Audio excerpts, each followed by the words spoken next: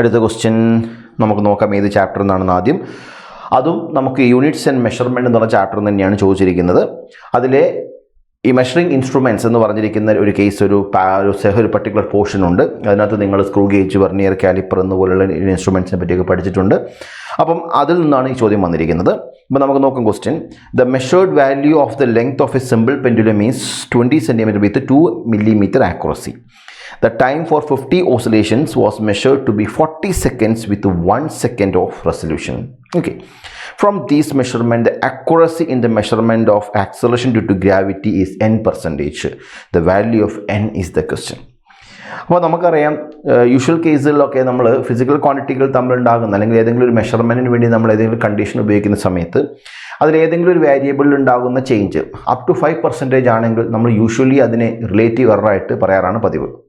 അപ്പോൾ അങ്ങനെ പറയുന്ന സമയത്ത് ഇവിടുത്തെ ടൈം പീരീഡിൻ്റെ ഇക്വേഷൻ എന്ന് പറഞ്ഞാൽ ടി ഈസ് ഈക്വൽ ടു 2π എന്താണ് L/g എന്ന് നമുക്ക് എഴുതാം.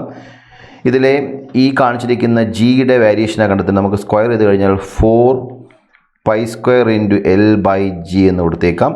അങ്ങനെയാണെങ്കിൽ g is equal to 4π² × L/t² എന്ന് കൊടുത്തേക്കാം. അങ്ങനെയാണെങ്കിൽ ΔG/g is equal to ΔL/L plus 2 into ΔT/t എന്ന് നമുക്ക് റീറൈറ്റ് ചെയ്യാം.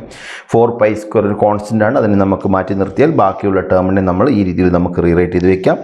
അങ്ങനെയാണെങ്കിൽ ΔL/L എന്ന് പറയുമ്പം ഇവിടെ 2 mm ആക്യുറസി പറയുമ്പം നമ്മുടെ ആബ്സല്യൂട്ട് വാല്യൂ നമുക്ക് 0.2 ഡിവൈഡഡ് ബൈ ലെങ്ത് എന്ന് പറയുന്നത് നമുക്ക് 20 cm തന്നിട്ടുണ്ട്. So it is 20 plus 2 into ΔT 1 second resolution ആണ് പറഞ്ഞിരിക്കുന്നത്. So it is 1 divided by total duration ഇവിടെ 40 പറഞ്ഞിരിക്കുന്നു. സോ ഡിവൈഡ് ബൈ 40 എന്ന് എടുക്കും. നമുക്ക് ഈ കാണിച്ചിരിക്കുന്ന വാല്യൂസ് നമ്മൾ സബ്സ്റ്റിറ്റ്യൂട്ട് ചെയ്ത് സിംപ്ലിഫൈ ചെയ്യുന്ന നമ്മൾ 0.2/20 plus 1/20 will be the condition. So you will get 1.2 divide by 20 എന്ന് കിട്ടും നിങ്ങൾക്ക്.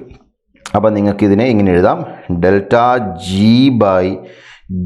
into 100 is equal to 1.2 divided by 20 into എത്രയാണ് 100 ആണ്. So this is equal to 120 okay divided by 20 എന്ന് കിട്ടും. So your value will be 6.